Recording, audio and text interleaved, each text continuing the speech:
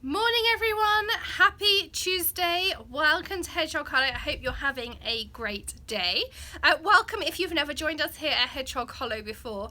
Today I'm responding to a question I've had a lot recently about big shot sandwiches. So I've got some different options here. We're going to be having a look at some of the ultra dimensional embossing folders. I have the regular embossing folders and I have Thinlits dies, plus I have the more traditional Sizzix big dies. So we're going to have a look at what sandwiches you use and when, and I've got some cardstock here, so we'll have a look at that as well.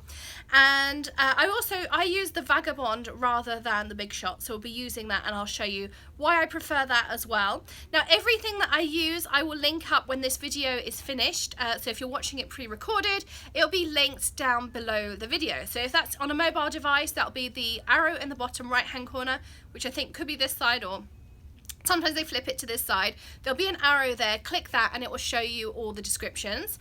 And then if you are on a desktop, you'll see the video title about big shot sandwiches, and below that there'll be a show me more button. So click that and you'll see all the supply lists are below as well, including my favorite glitter embossing pads, which again lots of you have asked about, so I'll talk about those as well. So let's turn you over to my big shot so that we can have a look. I'm going to turn that camera around now.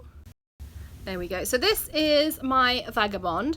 So the Vagabond is an electronic die cutter by Sizzix, and this is the Vagabond 1. There's now a Vagabond 2 which has an anti-overload mechanism, so it will spit it out. This one you had to be a little bit more careful on, but I've had this a while now and I'm not going to upgrade at this point, but if you buy one you'll find that the links are for the Vagabond 2.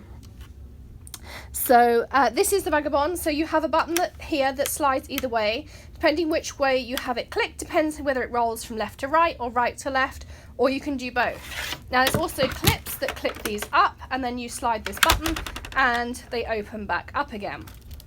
You also get these fun stickers that you can choose to add or not add, but apart from that it's exactly like your regular big shot. You just don't have that hand crank on the side, which I prefer. Now one top tip, if you do buy the Vagabond, you'll get it and you'll think, where's my cable? There is a little button in the side here. If you open that up you'll find your power cable is inside of there, and I can tell you I probably looked for a good 20 minutes at least where my power cable was, and even started looking for an alternative when I first got my Vagabond. So let's have a look at what plates you can get. Now this will come with longer plates. I actually happen to use my Stampin' Up ones, but these are exactly the same as the ones that Sizzix sell. They just come without the Stampin' Up branding on. So you get the big shot platform, which is like this, which we'll look at shortly. You get a thin die adapter. You can also get the option of a magnetic platform. Now this, I have to say, is not my platform of choice, because what I find is, you can see, I don't know if you'll pick this up on here, but there are dimples in this surface which are where the magnets are, and even if you put perfect placement you'll sometimes find that the magnets snap to one of these points rather than exactly where you want it to be. So personally I don't particularly use my magnetic platform. I prefer to use these platforms, and then you'll see me use my TAMIYA masking tape, which I'll grab out the drawer here. This is the TAMIYA tape. Again, I'll link this up for you. And this is great. It is actually meant for like an Airfix model, and it's really low tack and it will not tear your cardstock. So I'll link that up. And that's how I stick my dies down. So let's have a look at a regular die sandwich. So I have here my big shot platform, my thin die adapter, my cutting plate. So this is the one I cut on all the time. Now I have had this cutting plate probably a good 18 months. You can see it's well worn. I alternate which side I use so that it gets some even wear. If yours gets too curved up, you can place it in hot water and straighten it out. I've never done that. And then at some point it will crack on me and that will be the end, and then I will replace it. So I cut on this one. And then I bought a set of these gorgeous glitter cutting pads, and I actually put this on top here. So this is my cut piece, so I cut onto this, and this is my top piece, which you'll see in a second. And I do this to remind me that this is my top one so that I do not cut on it. And this also extends the life of my nice glittery ones, and I'm sure at some point this will get rotated onto the bottom piece, but for now it's the perfect thing to go on the top and to remind me which one I cut on and which one I don't. Plus it looks really pretty and we all love a little bit of bling. So I'm trying to keep up with your comments as I go as well. And I'm just making sure. So just to make you aware that your comments all disappear at the end as well. So we don't get to see them afterwards. So I'm trying to keep up as I go. So let's start with some basic dies. I have this waffle flower. It's called Magical Flower 1. It's really pretty. And I'm going to run it through. So I have plate on the bottom, thin die adapter, cutting plate, paper, die face down, and then I'm going to put this through. Now there are things like the super detailed plates and things like that. I mean, I use a lot of detailed dies, but I have to say that I don't really tend to use those fine detail plates, and they're quite pricey and you have to replace them a lot. If I need to, I'll add an extra shim, and I find that that works fine. So here, just carefully peeling this out. This is one of those really detailed ones. And I'm going to grab my Tonic craft pick. I do have the Sizzix brush, but I do tend to really just use this one here. And I'm trying to find where I can poke out my piece. So, just poking. Of course, it always takes longer when you're trying to do it quickly because you're live.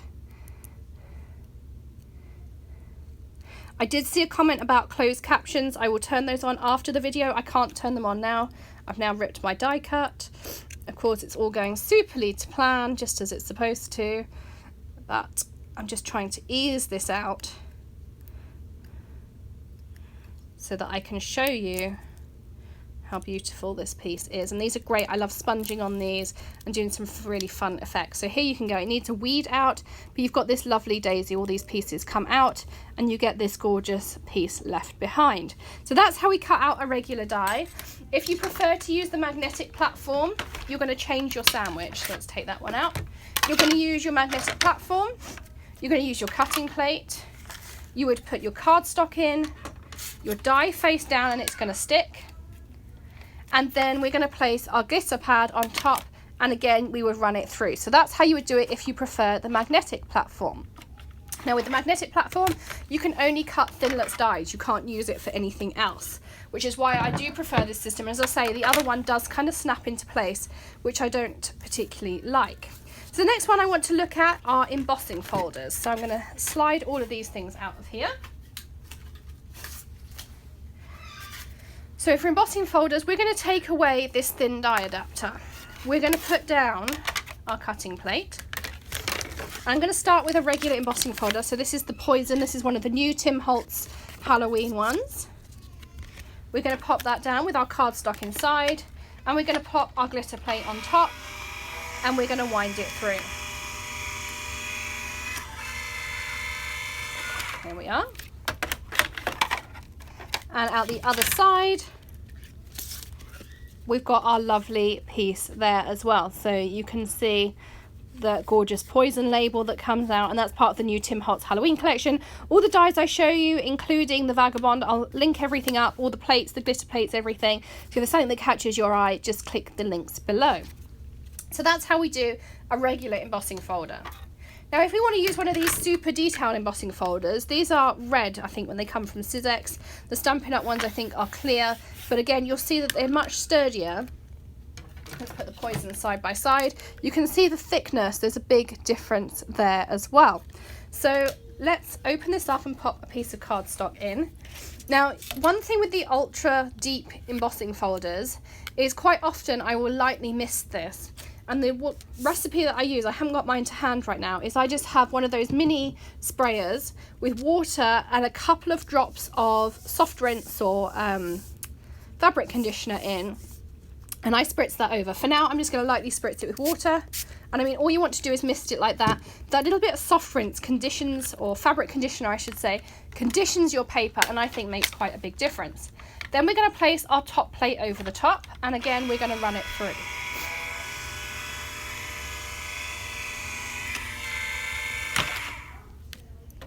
So again, we had our base plate, then we had our embossing folder, and then we had our glitter plate. And when I open this up, we have that ultra textured surface, almost like a textured wallpaper. And that little bit of water, and if you add fabric conditioner even more so, it'll prevent cracking in some of these creases, which you can excuse me, I'm losing my voice, you can quite easily get as well. So that's how we do our sandwich for the ultra thicks. Now, finally, I want to go back to the traditional style of dies. Now, there are a few different schools of thought on how to do this. I'm going to show you how I do it and my preference for doing it.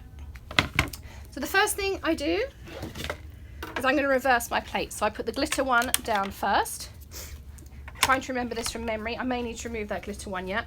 Then I put down the die face up, so my cutting surface is here. Then I put my cardstock on top, and I'm not going to get a full cut because I'm only putting a smaller piece of cardstock in. And then I run my die through. So again, that sandwich is glitter plate, which is your top plate. Then your die face up with your cutting surface towards you, your cardstock, and then your cutting plate. And you can see there I've got perfect cuts on my tag, and I think they come out really well. As I say, there are a few different schools of thought on how to do it, but this is definitely my preferred method. So you can see there how well that cuts out as well. Now you can also get the super detailed plates and things, as I mentioned earlier.